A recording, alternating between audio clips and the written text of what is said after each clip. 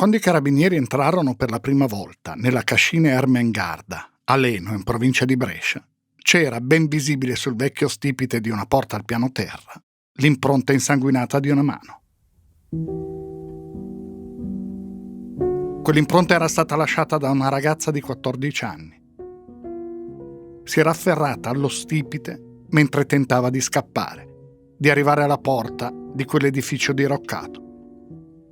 Non riuscì a farlo, venne presa e riportata al piano di sopra. La cascina Ermengarda era allora un vecchio edificio distrutto, senza più gran parte del tetto. Si trovava in una via che lambisce la campagna, Leno, una cittadina di 14.000 abitanti, a sud di Brescia. A pochi passi da dove era quella cascina c'è una strada, via Romagna. È nella periferia ovest della cittadina. Ci sono una ventina di villette, mono o bifamiliari, i giardini davanti, i cancelli, i cartelli attenti al cane. Le persone si conoscono, alcune superficialmente, altre un po' meglio. I bambini vanno allo stesso asilo e poi nella stessa scuola. La spesa si fa nello stesso supermercato. In una di quelle case abitava Desirée Piovanelli, la ragazza che lasciò quell'impronta. Aveva 14 anni. Fu uccisa il 28 settembre 2002. E in quella strada abitavano 2 delle persone condannate per il suo omicidio. Altre 2 persone coinvolte in quel delitto vivevano poco lontano, appena girato l'angolo. Questa storia è tutta lì, in quel microcosmo, in quelle poche centinaia di passi tra un luogo e l'altro, in quelle vite che si sviluppano una vicino all'altra. La storia di ciò che avvenne a Leno il 28 settembre 2002 è la storia di un'ossessione da parte di un piccolo gruppo di ragazzi adolescenti e soprattutto da parte di uno di loro. Quel gruppo venne chiamato il branco, con un termine usato spesso dai media. Ma questa è anche la storia di un adulto che, secondo ciò che stabilirono i processi, quel giorno era lì, con quei ragazzi. Fu parte integrante di quel gruppo di ragazzini in cui trovava un suo posto, in parte come guida e detonatore, in parte quasi di adolescente. Non fu un'indagine facile, non tanto per individuare chi ci fosse quel giorno in quella cascina, ma soprattutto per attribuire quali fossero stati i ruoli di ciascuno. Ci fu una responsabilità collettiva, ma le confessioni e le dichiarazioni cambiarono continuamente, rendendo complessa la ricostruzione dei fatti. 2 delle persone condannate per il delitto continuano a dirsi innocenti. Nelle aule giudiziarie si discusse molto se quel delitto fu premeditato, cioè in sostanza deciso in anticipo. È una distinzione importante perché determina un aggravante e quindi l'aumento o meno di una pena. Fu fondamentale l'analisi scientifica, in particolare la Bloodstain Pattern Analysis, e cioè l'analisi delle tracce ematiche, e più precisamente, è questa la definizione, l'analisi delle macchie di sangue con determinata morfologia, dimensione, posizione e raggruppamento, che seguono uno schema matematico-geometrico. La BPA considera la posizione, la forma, la dimensione, la distribuzione e altre caratteristiche fisiche delle macchie di sangue trovate su una scena del crimine. Queste informazioni permettono di ricostruire che cosa è accaduto, come è accaduto. L'analisi del DNA permette di individuare chi è stato l'autore di un determinato crimine. La BPA di capire come, in che modo, quel crimine è stato commesso. Si basa su fatti calcolabili in base al metodo scientifico e non su speculazioni. Ma oltre alle indagini, ciò che avvenne a Leno è anche la storia di una strada, di una piccola comunità, di alcuni dei figli di quella comunità, di come l'autoesaltarsi di un gruppo di ragazzi, qualcuno di loro poco più che bambino, porti i singoli a commettere azioni che da soli probabilmente non avrebbero commesso. È anche la storia di processi diversi e della differenza tra giustizia ordinaria e giustizia per i minori. Il padre di Desirée Piovanelli è certo che non tutto sia stato scoperto. che altre persone furono coinvolte nell'omicidio di sua figlia, che le indagini non avrebbero dovuto fermarsi a quei nomi e a quelle persone. Vedremo perché ha questa convinzione. Ma questa è soprattutto la storia di una ragazza di 14 anni, di Desirée Piovanelli, assassinata in una cascina diroccata, a pochi passi dalla casa dove viveva con i genitori e i 3 fratelli. Fu aggredita e uccisa al primo piano della cascina Ermengarda. Al ragazzo che la stava accoltellando urlò, secondo la testimonianza di uno degli altri condannati: «Mi fai pena, mi fai schifo».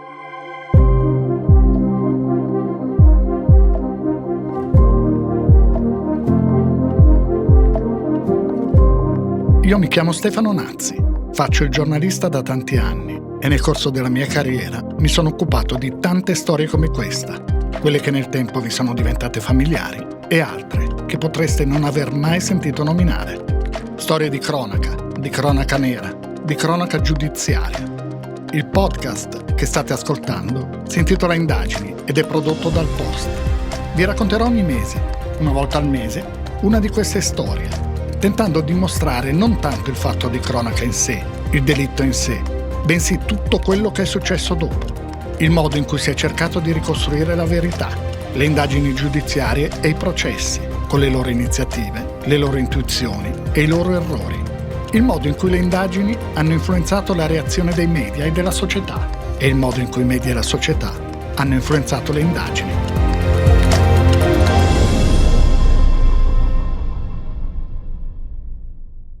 Sabato 28 settembre, Desirée Piovanelli esce di casa in via Romagna a Leno verso le 15:30. Quella mattina è stata a scuola. Ha iniziato da pochi giorni a frequentare la prima del liceo scientifico a Manerbio, a poco più di 7 chilometri di distanza dal luogo dove abita. Poi ha pranzato con i genitori e i 3 fratelli, Ivano di 16 anni, Michela di 9 e Sharon di 3. È salita in camera sua e ci è rimasta 1 ora e mezza circa. Dice ai suoi che sta andando da un'amica, Marica, che abita a poche decine di metri di distanza. Dovrebbe tornare tra le 17 e le 17:30. A quell'ora con i genitori dovrebbe andare al centro commerciale per comprare un paio di scarpe. Alle 17:30 il padre, Maurizio Piovanelli, inizia a chiamarla sul cellulare. Il telefono risulta staccato. È una cosa anomala. Desirée rispondeva sempre ai genitori. Poco dopo la madre, Maria Grazia, va a casa di Marica. Lì Desirée non c'è. Marica quel giorno non l'ha proprio vista. Non avevano nessun appuntamento. Alle 19 Maurizio Piovanelli va alla stazione dei Carabinieri. A quell'ora di sabato c'è solo il piantone. Il padre di Desirée raccontò poi che il piantone disse: «Vostra figlia sarà andata a ballare, tornerà stanotte. Ce ne sono tanti di casi come questo.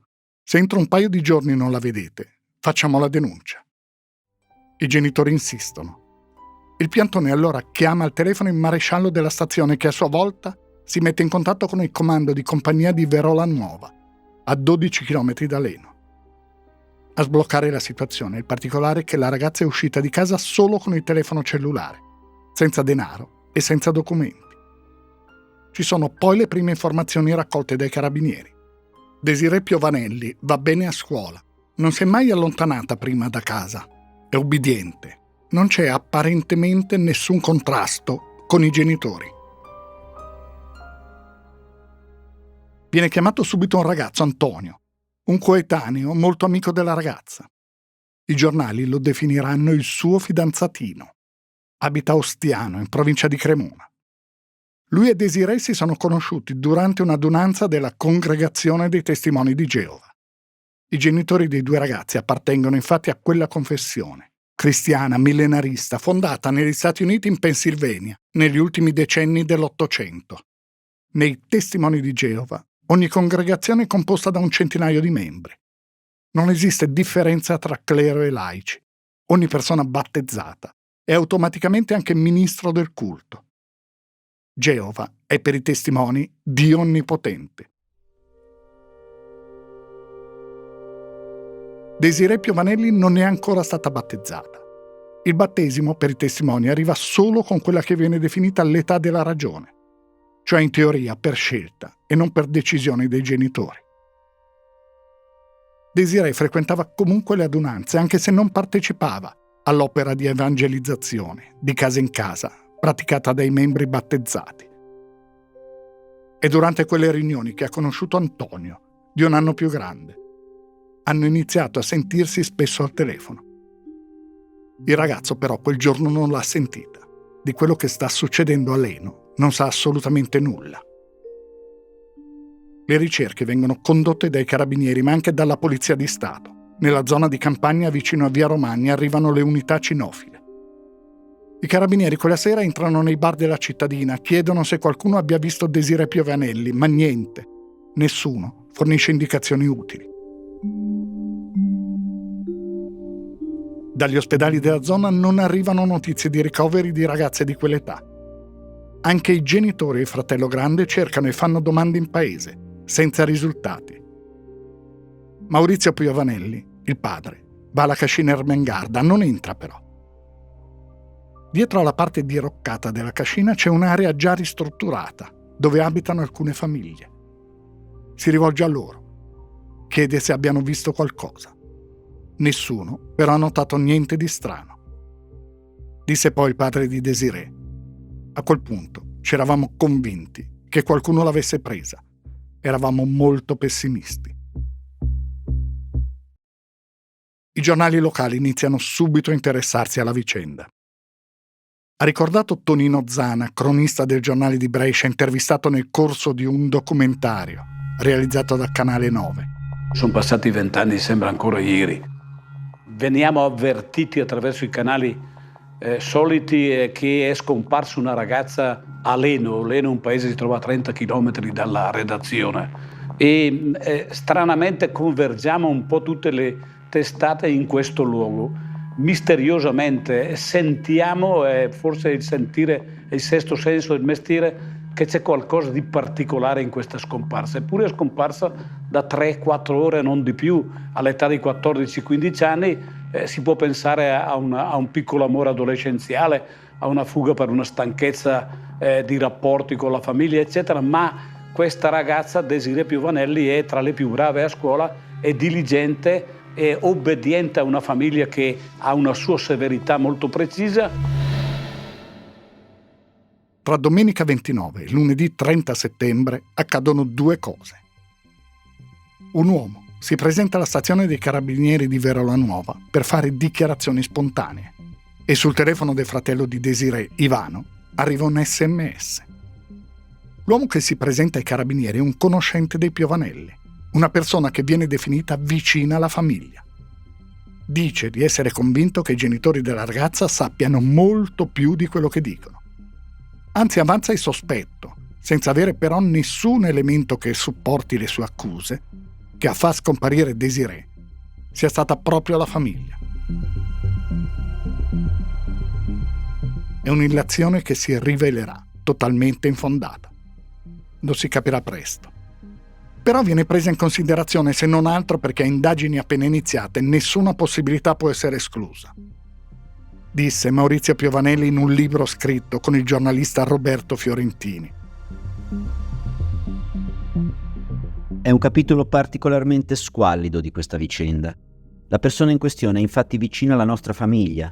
Si era presentato in caserma accusandoci di aver ammazzato Desirée. Lui si metteva a disposizione degli inquirenti per trovare le prove. Diceva di essere sicuro di quanto spiegava. Poi è accaduto un fatto molto strano che non è mai emerso sulla stampa. Dopo 3 giorni da quando nostra figlia era scomparsa, arrivò la telefonata di un mitomane che diceva che il corpo di Desi si trovava a Serle, un paese di montagna. Alle prime luci dell'alba eravamo andati lì per cercarla. Per tutto il viaggio ho avuto la sensazione di essere seguito da carabinieri in borghese. Forse volevano coglierci sul fatto.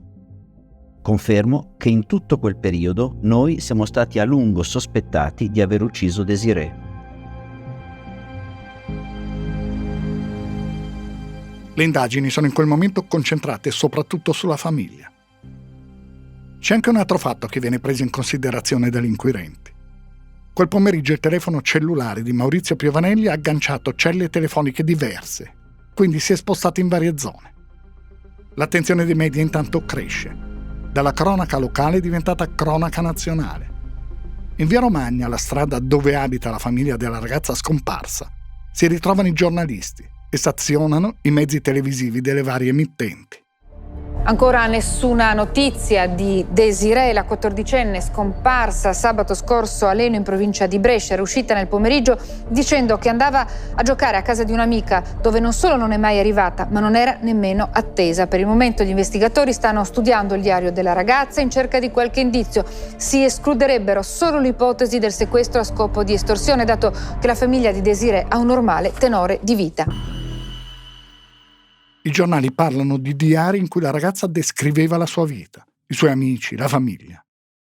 In realtà non c'è nessun diario, a parte quello scolastico, che però non fornisce agli investigatori nessuna indicazione utile. Ha ricordato Silvia Bonardi, allora pubblico ministero presso la Procura di Brescia, nel documentario di Canale 9. Furono indagini complicatissime, emotivamente anche molto provanti. Avevamo questa attenzione dei mass media ed sono stati bravissimi i carabinieri, perché noi siamo riusciti a fare l'indagine praticamente tutta la sera. La mattina i carabinieri riscontravano una serie di cose e la sera io andavo in caserma a Verola Nuova e facevamo attività istruttoria. Il secondo fatto che avviene in quei giorni, quello realmente determinante, è l'arrivo sul telefono cellulare di Ivano Piovanelli, fratello di Desirée, di un SMS.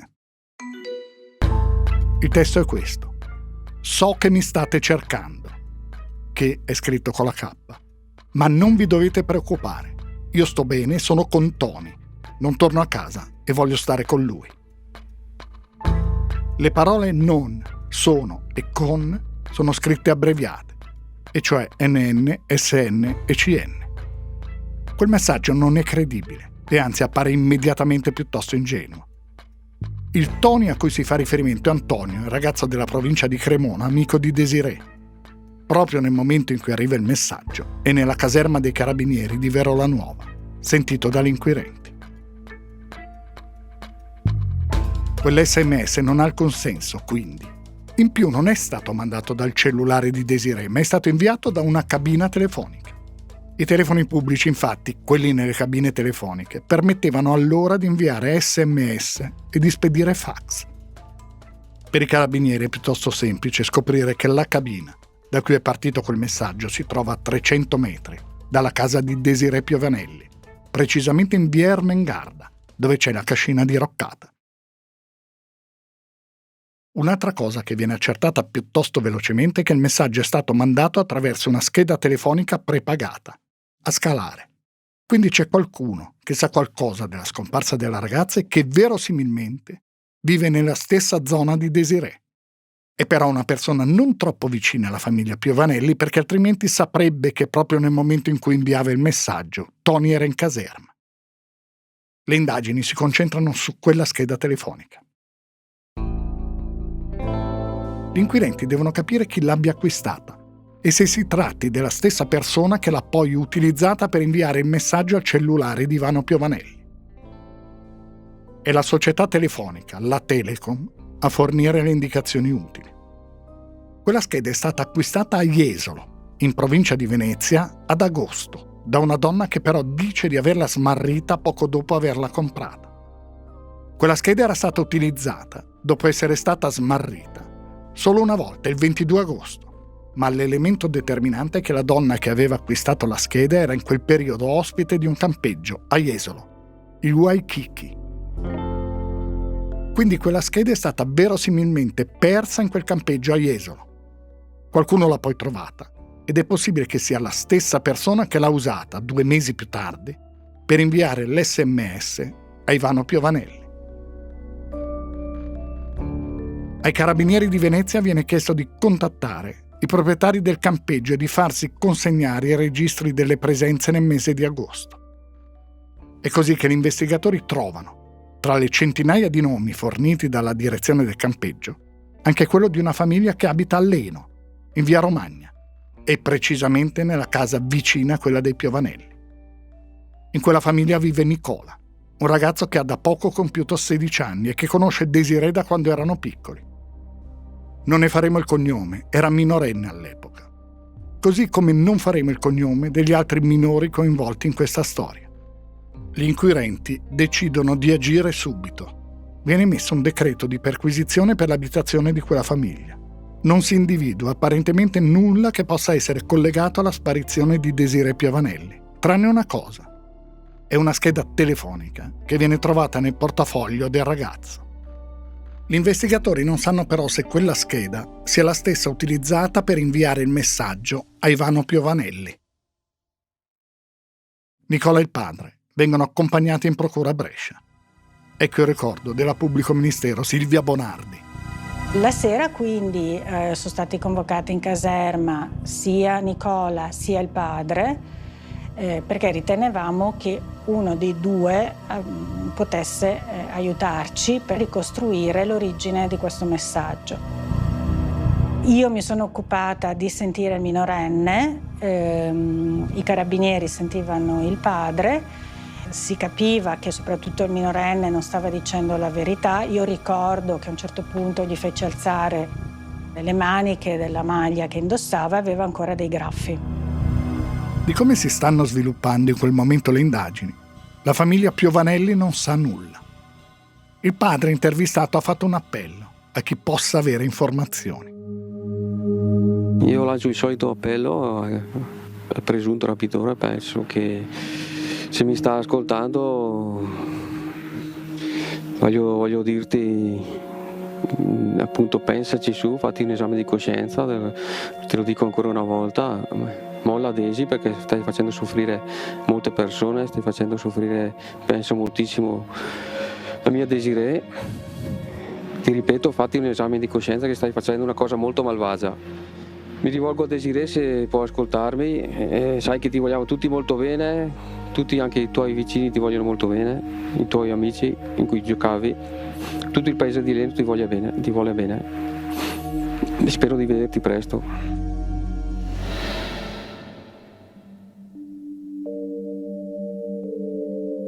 Il padre di Desirée parla del paese di Leno e parla dei vicini.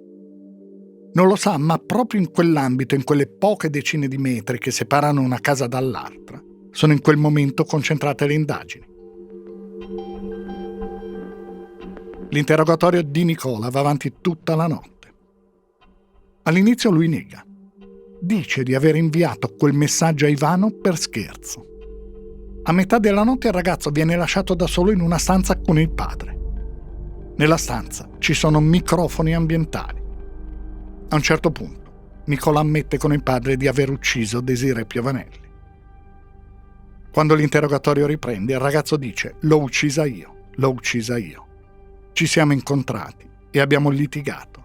Desirée ha tirato fuori un coltello e ha cercato di colpirmi. Per difendermi, ho dovuto ucciderla. Desirée è nella cascina, dice Nicola. Nicola è un ragazzo che i Piovanelli conoscono e che Desirée conosceva bene, anche se non lo frequentava.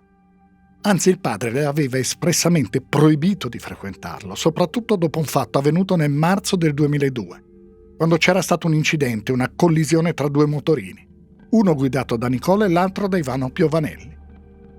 C'era stata una lite, ognuno attribuiva la responsabilità all'altro. Da quel momento, Desirée aveva sempre evitato di parlare con Nicola. La ragazza uccisa nel bresciano dopo la confessione, il sedicenne di Leno, è stato accusato di omicidio premeditato e la madre della vittima lancia un appello: fate qualcosa per questi ragazzi. Nicola faceva parte di un gruppo ristretto di ragazzi, descritto come molto chiuso. Si erano conosciuti frequentando la stessa scuola media, anche se non la stessa classe. Erano sempre insieme. Dice Francesco Calderoni, docente di criminologia all'Università Cattolica di Milano.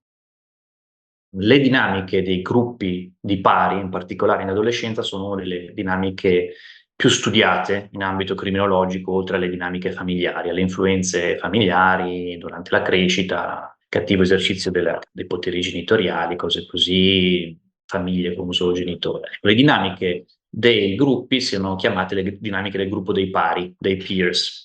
E questo è noto in diverse discipline della psicologia, la psicologia clinica, la psicologia criminale, ma anche la criminologia, la sociologia, che il gruppo dei pari, soprattutto in età adolescenziale, ha un'enorme influenza su tutti i tipi di comportamenti.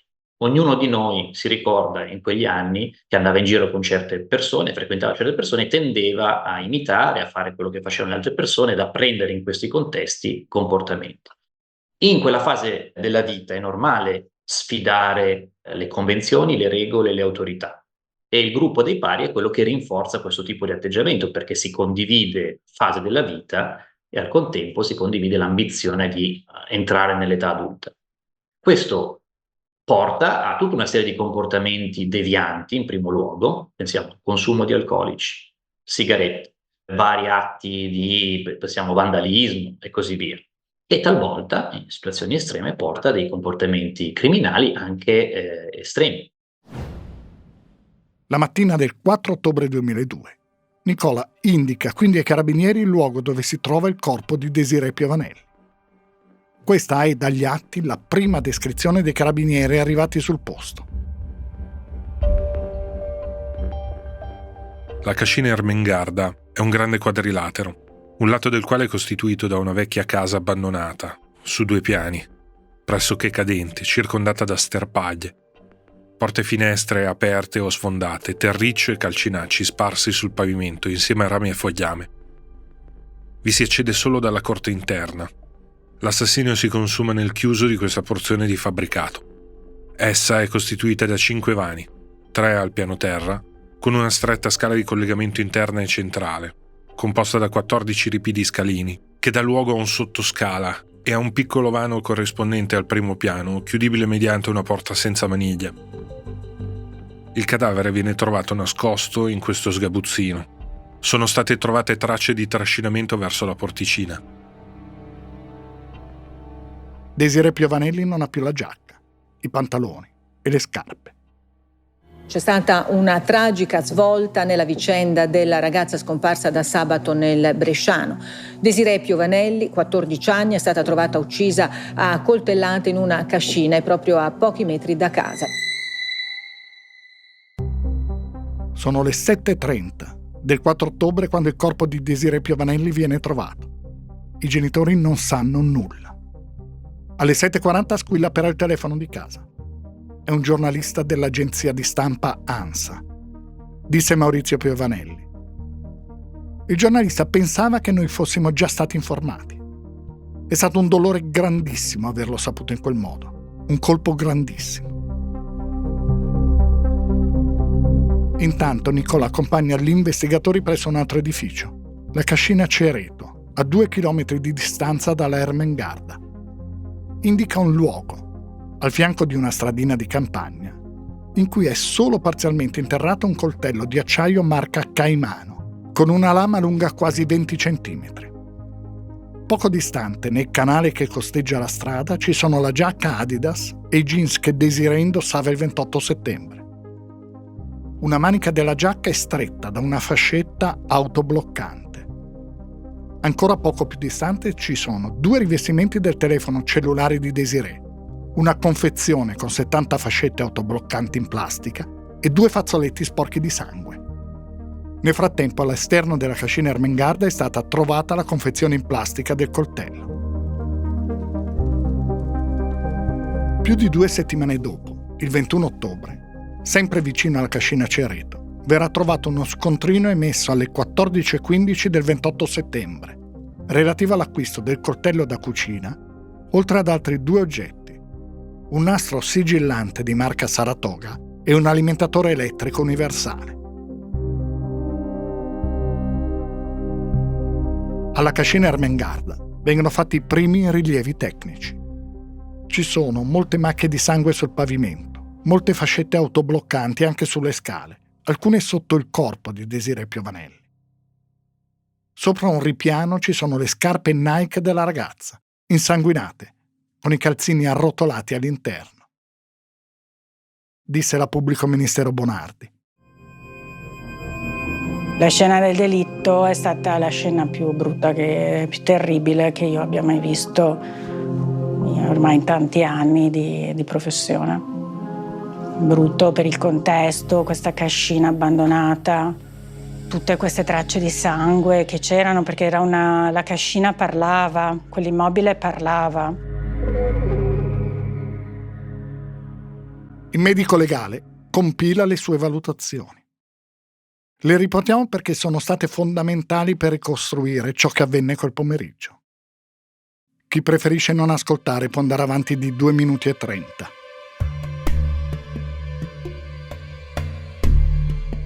La causa del decesso è un'anemia emorragica acuta da lesioni polmonari, prodotte con uno strumento di punta e taglio, collocabile nelle ore tra il pomeriggio e la sera del 28 settembre. I segni rilevati sul corpo sono 33.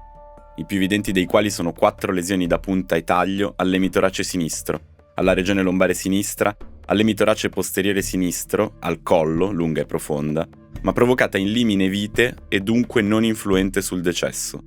Limine vite, cioè in fin di vita, sulla soglia estrema. Altre lesioni sono più superficiali.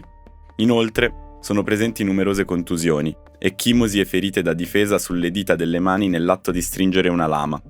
E poi ci sono ferite post mortem alla gamba sinistra, al solco intergluteo e al collo. Le caratteristiche dell'arma usata ben si accordano con quelle del coltello caimano in sequestro, per quanto i successivi rilievi su esso non abbiano evidenziato nessuna traccia di sangue. Dalle lesioni non è possibile desumere se il ferimento sia stato provocato da una sola persona o più persone. I colpi sono stati sferrati con una forza e una traiettoria diversi, parte con il feritore davanti alla vittima, parte con il feritore di dietro. L'aggressione si è snodata in momenti diversi, anche se ravvicinati tra loro.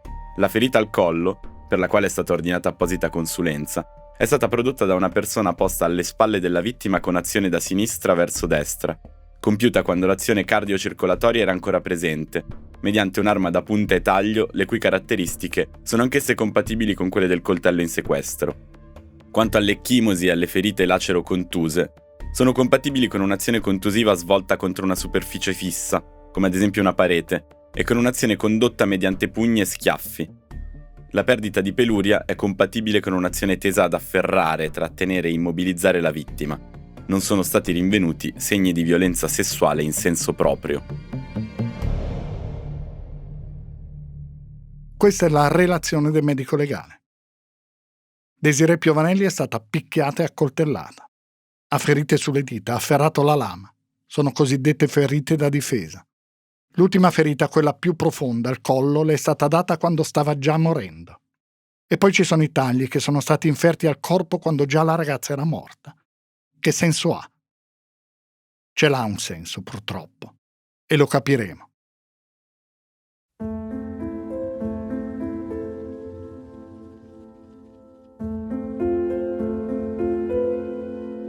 Intanto dai tabulati telefonici è emerso che tra le 13:11 e le 14:32 del 28 settembre Desirée Piovanelli e Nicola si sono scambiati una serie di SMS e hanno avuto brevi colloqui.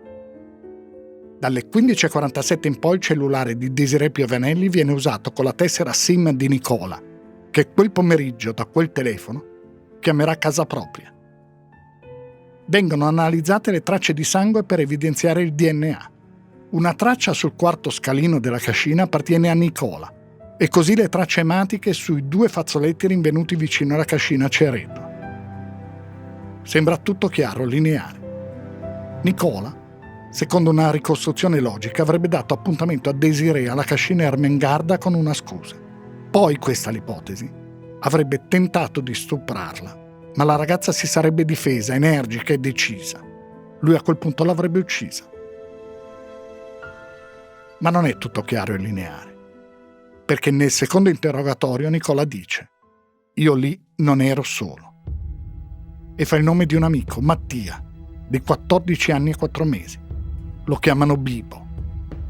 Mattia viene chiamato in procura e sentito nel corso di sommarie informazioni testimoniali. Mattia dice: «Io non c'ero.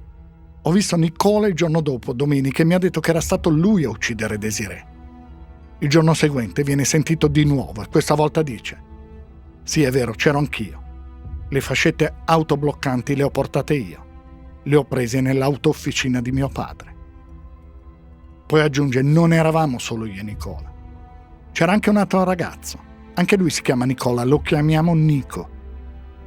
Mattia dice che l'idea di attirare Desirée alla cascina era nata giovedì sera, 2 giorni prima dell'omicidio.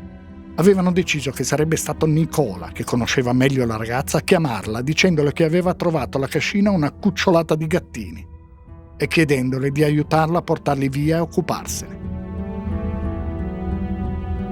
Dice anche che soprattutto Nicola, ma anche Nico, avevano un'ossessione per Desirée, che ne parlavano in continuazione. Che Nicola quella sera aveva detto, mi piacerebbe stuprarla, e Nico aveva annuito.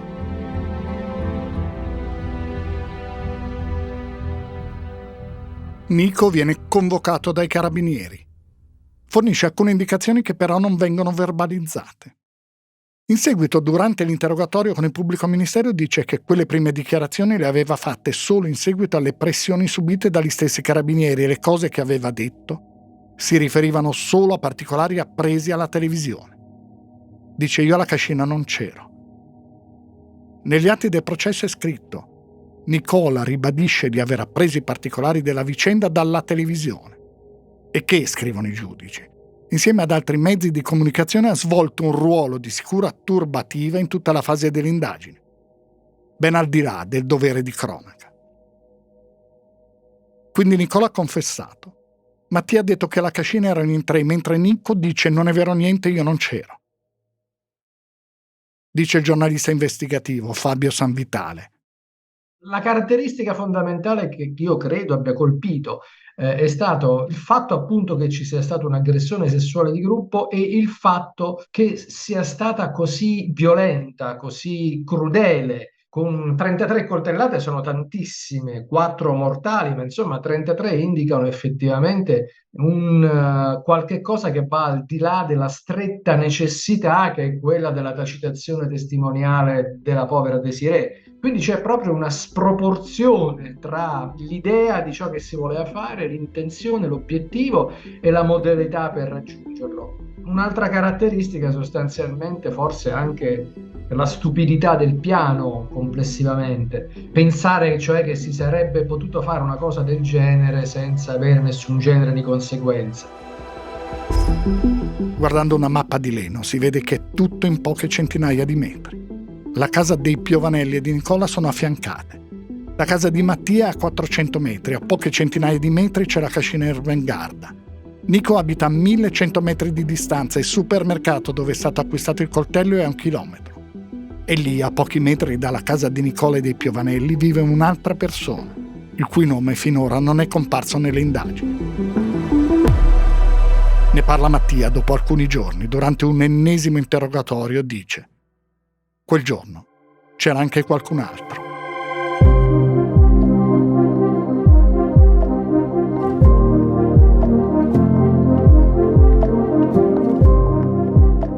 Avete ascoltato la prima parte della nuova storia di indagini sull'omicidio di Desirée Piovanelli. Trovate la seconda parte e tutte le altre storie sull'app del Post, su tutte le principali piattaforme di podcast e su YouTube. Indagini è un podcast del Post, scritto e raccontato da Stefano Nazzi.